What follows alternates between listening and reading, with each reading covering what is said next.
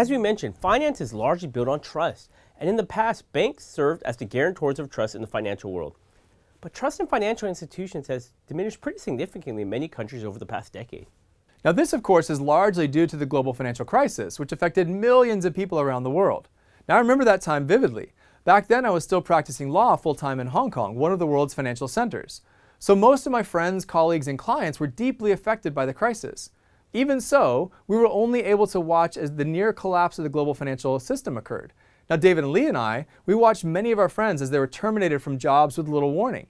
We had a daily reminder of how flippantly certain members of the global financial community pursued profits at the expense of their customers, and raising concerns that government regulators were not adequately supervising the financial industry.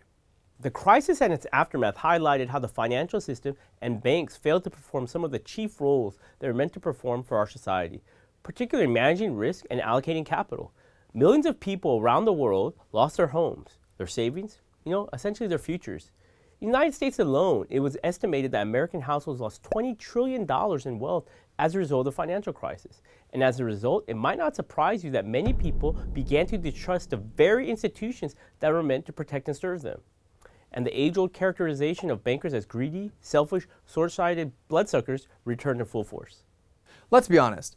Many large financial institutions have not really done much since the financial crisis to reduce our concerns, with multiple high-profile scandals only helping to hasten the rise of fintech innovations outside of the traditional financial sector.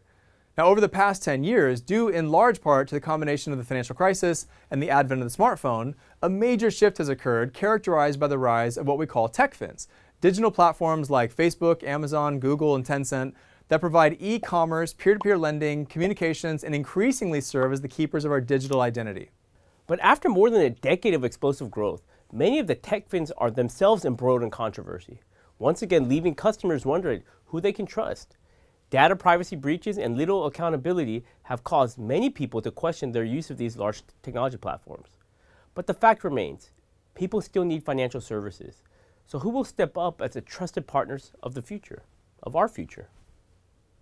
Let's consider that question as we dive into our first case study.